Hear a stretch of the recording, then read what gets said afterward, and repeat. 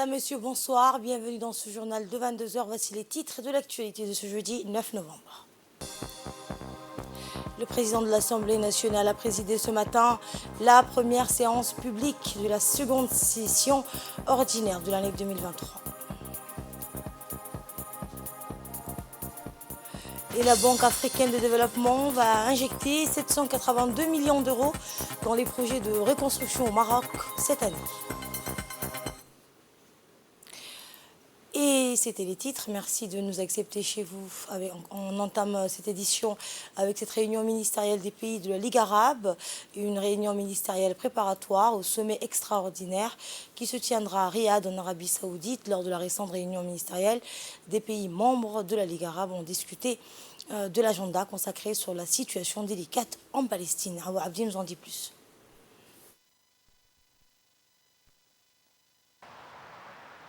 Mesdames et messieurs, nous sommes ici à Riyad, capitale du royaume de l'Arabie Saoudite, où se tiendra 3 sommets. Le premier sommet, sommet Afrique-Arabie Saoudite. Le des autres, 2 sommets extraordinaires. Pour plus de précision, voici un reportage. Riyad, la capitale saoudienne, accueillera le vendredi 10 novembre prochain le tout premier sommet Afrique-Arabie Saoudite qui se tiendra en marge d'un sommet d'urgence de l'Organisation de la coopération islamique ainsi qu'un sommet extraordinaire de la Ligue arabe qui se tiendra toujours à Riyad le jour suivant.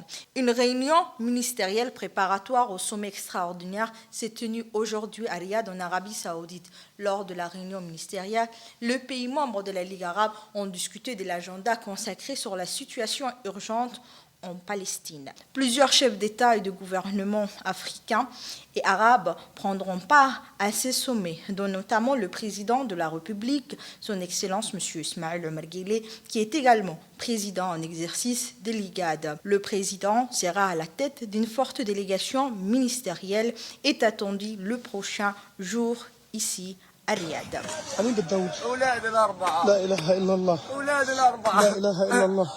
Dans cette image poignante, cet homme pousse un cri de désespoir en cherchant ses 4 enfants tués lors d'un raid israélien, ici, au camp de réfugiés de Jabalia.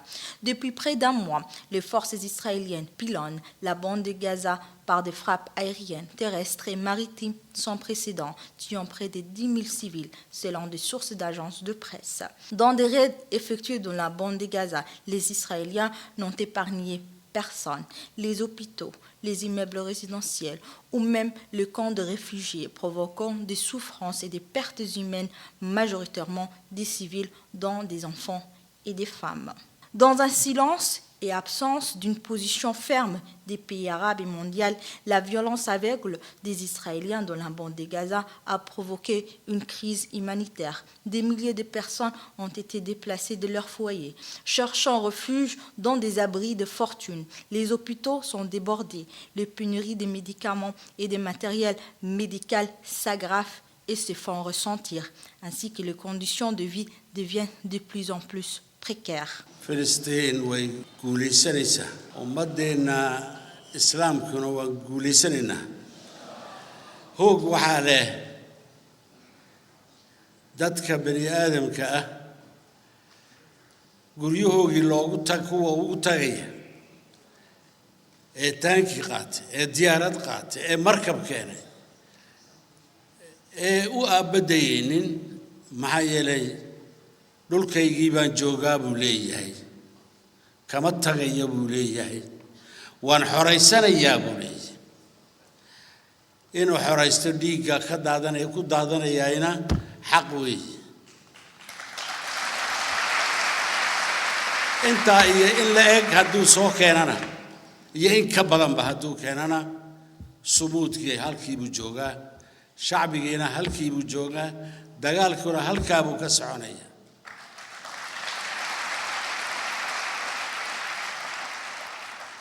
waxaan anagu nagu hagaagina inaan garanno weey haddii aanan dad iyo dhiig diraynin imika jeebkeenna wixii ku jira inaan siino weey.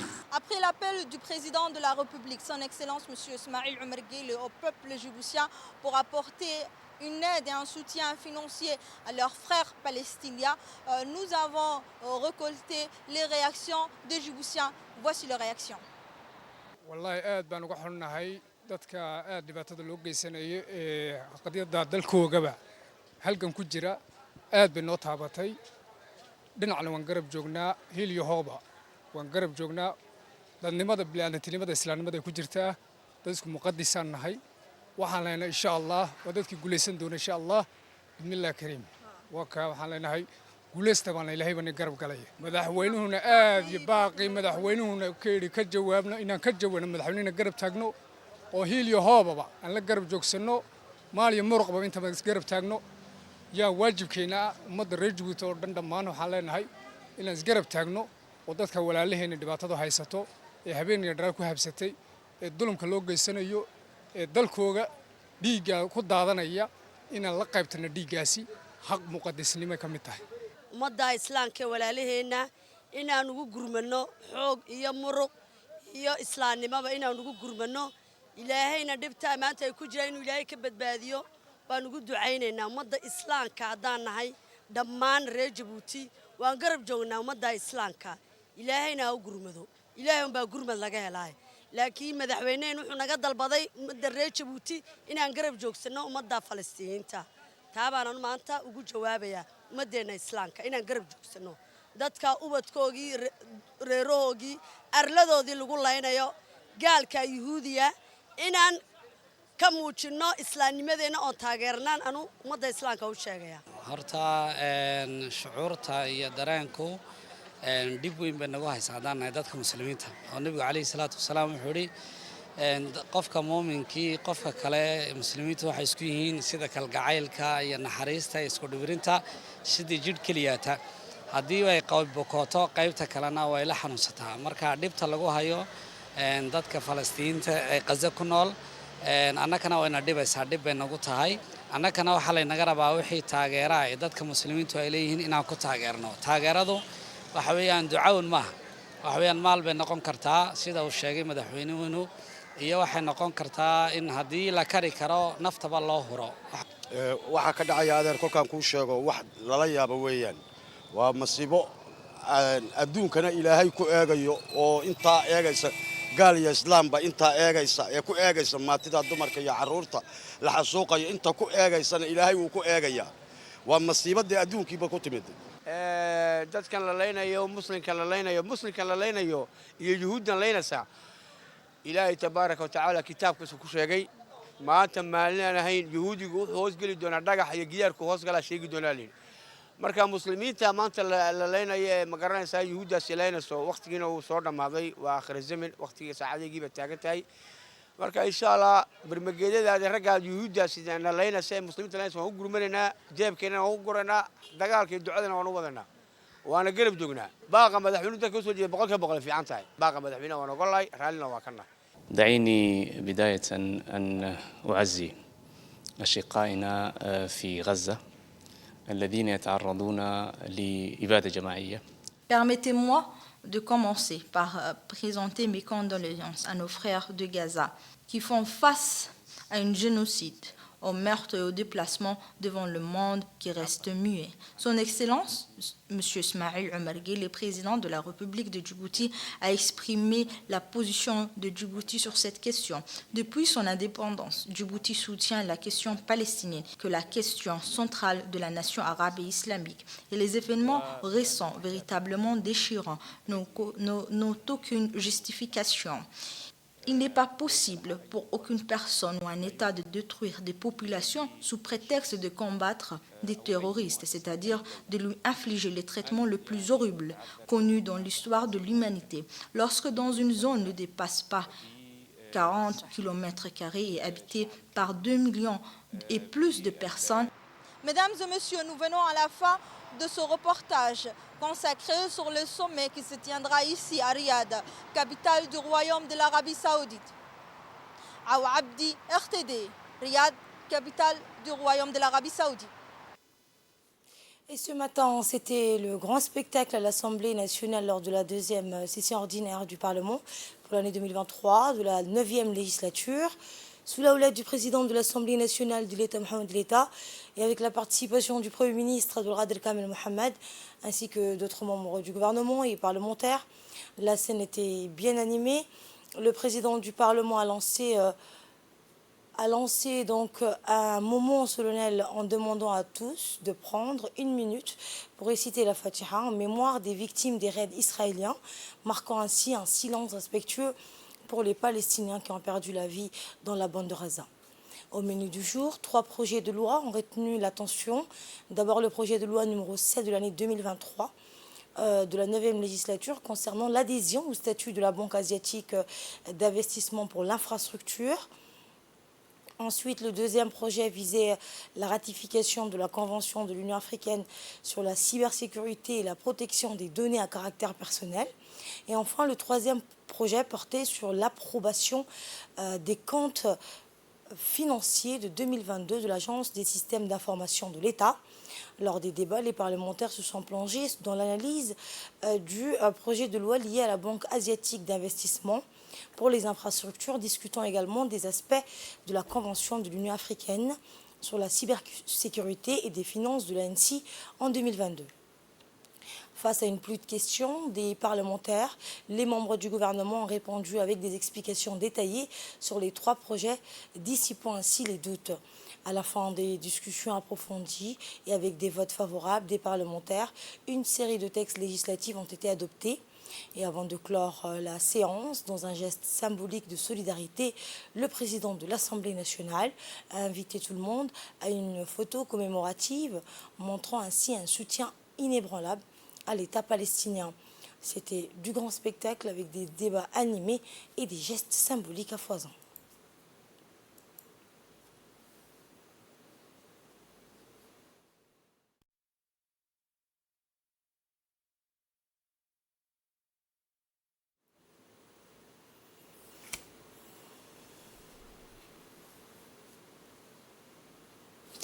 Et à l'occasion de l'ouverture de la séance plénière, le président de l'Assemblée nationale a témoigné d'une vive inquiétude face aux tragédies endurées par la population palestinienne depuis le mois d'octobre. Il a dénoncé avec force, vous l'entendrez, la barbarie qui frappe quotidiennement la bande de Gaza, soulignant l'impossibilité de demeurer indifférent devant les massacres et la terrifiante situation engendrée par des actions illégales des forces israéliennes. Nous l'écoutons. Monsieur le Premier ministre, Mesdames et Messieurs les ministres, Mesdames et Messieurs les députés, en nous retrouvant pour cette première séance publique, je tiens tout d'abord à partager ici, avec vous, une réflexion qui nous touche profondément. Cela concerne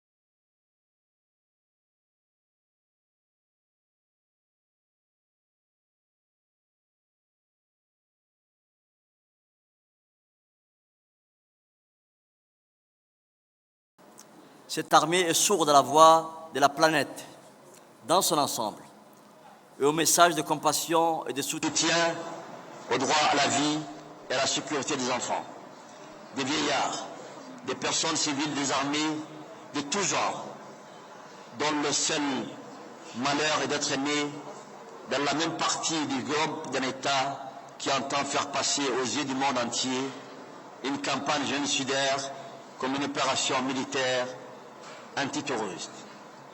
Nous disons, cela doit cesser. Nous retirons à ce moment crucial des événements au Moyen-Orient la position diplomatique de la République Djibouti, à savoir inconditionnelle des drames infligés à des victimes innocentes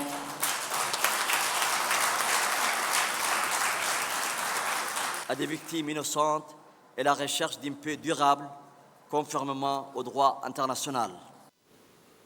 Et lors des discussions, les parlementaires se sont concentrés principalement sur l'analyse du projet de loi initial concernant la ratification et l'adhésion au statut de la Banque asiatique d'investissement pour les infrastructures.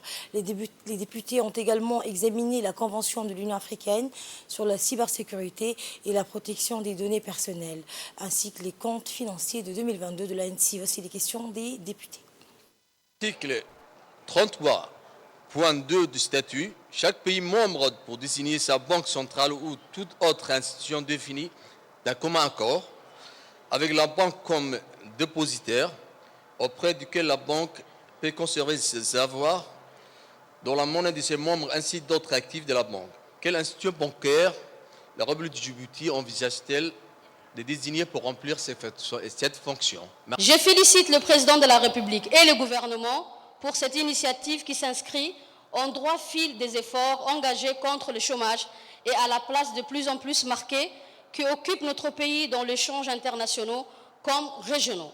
Le fait d'être membre à la Banque asiatique d'investissement pour les infrastructures aura-t-il un effet sur le projet déjà financier, par exemple Banque Exim Bank, le corridor Djibouti-Éthiopien?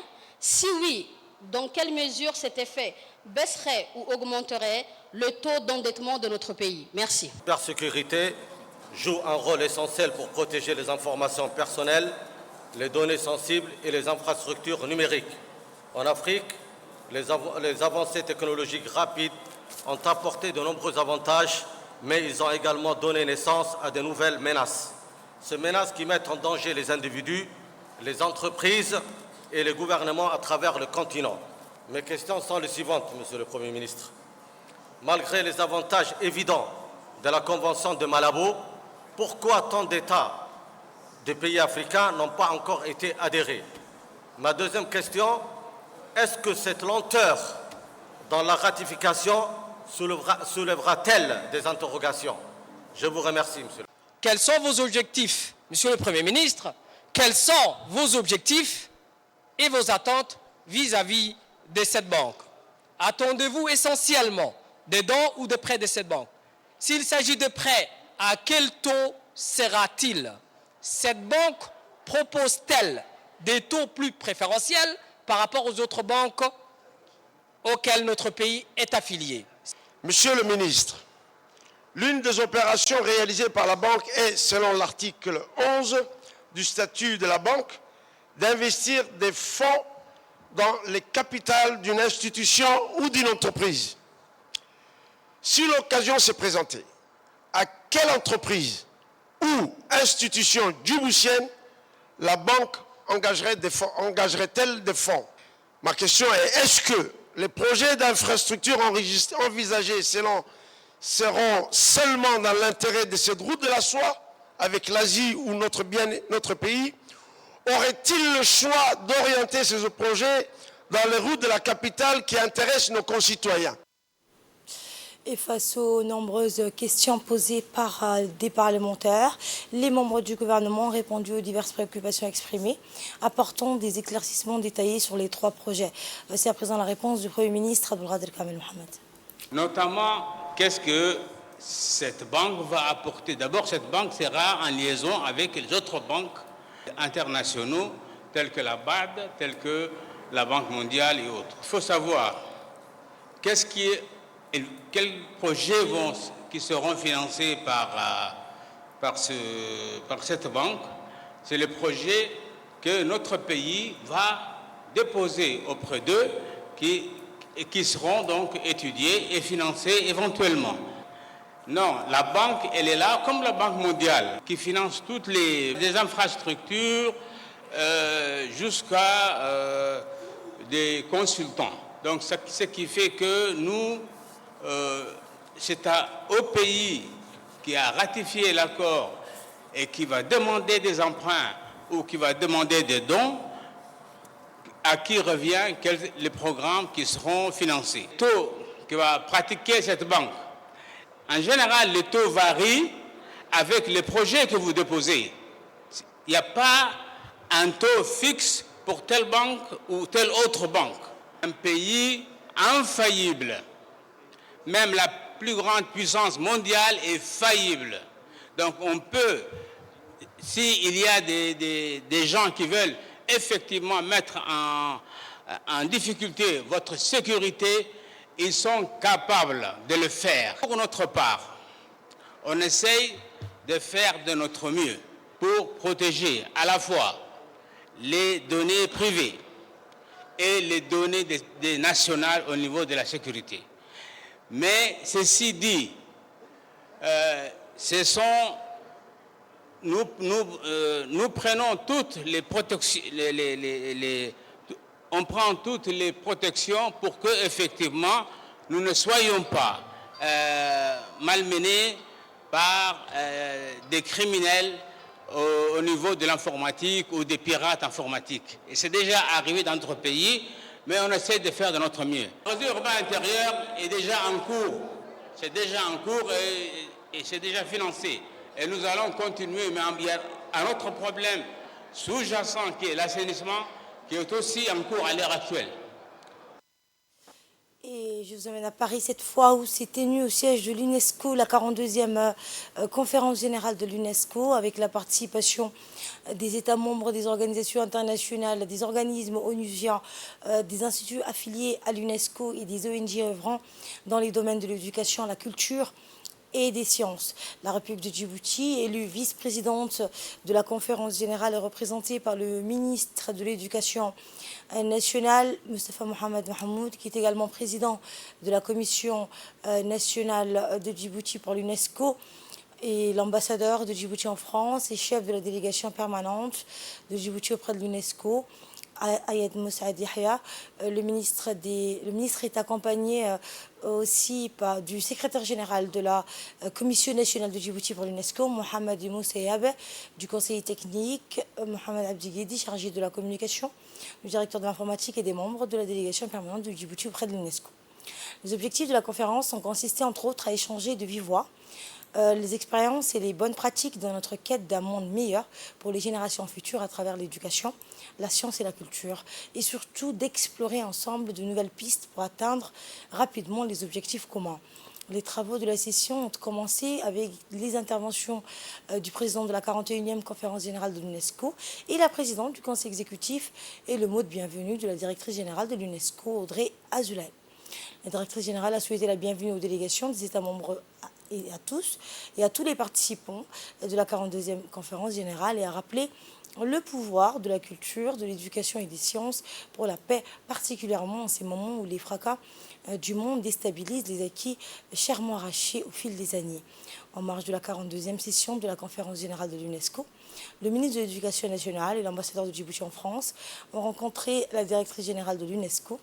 La réunion a porté sur les avancées du Djibouti dans le domaine de l'éducation, la culture et la science, ainsi que les perspectives. La directrice générale a réitéré son soutien pour Djibouti et est revenue sur les défis globaux auxquels sont confrontés tous les pays du monde entier, comme les problématiques de la paix et de l'instabilité mondiale, la fragilité de notre planète, ainsi que les droits humains, parfois niés et bafoués dans certaines parties du monde. Elle a insisté dans son discours d'ouverture sur la nécessité de trouver des solutions globales, sans pour autant nier et minimiser le singulier et le spécifique. Et pour sa part, dans un discours prononcé, le ministre de l'Éducation nationale a d'abord égrené les grandes réalisations du pays dans le secteur de l'éducation, de la culture et des sciences. On l'écoute. C'est avec émotion que je prends la parole devant cette auguste assemblée réunie ici pour la 42e conférence générale de l'UNESCO. Dans le domaine de l'éducation, la République de Djibouti continue d'œuvrer pour une démocratisation du savoir en proposant une éducation équitable, inclusive et de qualité. Et les résultats obtenus, alhamdoulilah, en peu de temps sont probants et nous obligent à aller de l'avant. Dans le domaine de la culture, le ministère de la Jeunesse et de la Culture, dans sa volonté de se donner les moyens de sauvegarder et de valoriser notre patrimoine culturel, est en train de mettre en place son comité national du programme Mémoire du Monde. Dans le domaine de l'enseignement supérieur, le dernier fait marquant est la création de centres d'excellence africains en logistique transport et dans les sciences du numérique et bientôt, Inch'Allah, le lancement de 2 satellites essentiels à la recherche scientifique et au développement économique du pays. Madame la Présidente, eu égard au contexte international où des vies humaines innocentes sont perdues à jamais, nous ne pouvons rester indifférents face à ces souffrances des victimes civiles à Gaza, en Palestine. Nous appelons à la paix parce que nous y croyons fermement et parce que chaque vie humaine compte. L'organisation est à la croisée des chemins, en ce sens que le contexte international et l'incompréhension de plus en plus grandissante entre les hommes sont tels que son positionnement et son travail sont déterminants. Plus que jamais, l'UNESCO se doit être fidèle aux valeurs qu'elle porte ainsi qu'aux principes qu'elle défend. Plus que jamais, sa parole, sa position, son action seront déterminantes, décisives, rassemblantes et unifiantes. Plus que jamais, nous tous ici présents avons une obligation morale. Le peuple palestinien aussi, les enfants palestiniens aussi ont le droit à la vie, une vie décente. Nous refutons le silence, nous refutons l'indifférence, nous refutons la résignation, nous refutons le fatalisme. Nous prenons un monde juste où les valeurs de notre organisation ne sont pas que des concepts creux. Et sous les feux de la rampe, le ministère de l'Agriculture et le ministère de la Santé ont conjointement orchestré le lancement spectaculaire de l'avion pulvérisateur, un atout anti-insectes. Cet avion pulvérisateur spatial, une réponse cosmique à l'invasion des moustiques et de mouches provoquées par les récentes précipitations. La scène était dignement occupée par le docteur Ahmed Rabla Abdillah, ministre de la Santé, M. Mohamed Ahmed Awaleh, ministre de l'Agriculture, accompagné de M. Volgota Sirid, coordinateur intergalactique du projet, et de M. Ali Delouaz, secrétaire général du ministère de l'Agriculture par intérim.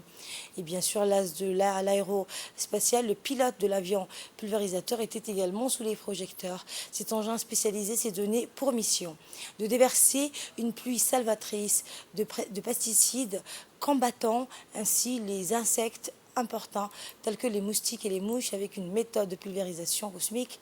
Ces pesticides puissants sont promis à être plus inoffensifs que le sommeil étoilé. Des boucliers préventifs ont été activés pour contrecarrer la prolifération d'insectes dans les étangs recueillant l'eau de pluie, assurant ainsi l'équilibre sanitaire. Et l'avion s'apprête à déployer son arsenal dans la ville de Djibouti en commençant par la commune de Balbala avant de s'étendre dans des régions éloignées pour repousser ces insectes galactiquement pathogènes. Cette collaboration interministérielle vise à protéger la population des tourments insectoïdes tout en assurant la propriété cosmique de la santé publique. On écoute le ministre de la Santé. Vous savez, ces derniers jours, il y a eu de fortes pluies à Djibouti et après les fortes pluies, il y a un certain nombre de petits insectes, des mouches, des moustiques qui pullulent et qui occasionnent un certain nombre de gènes, un certain nombre de maladies.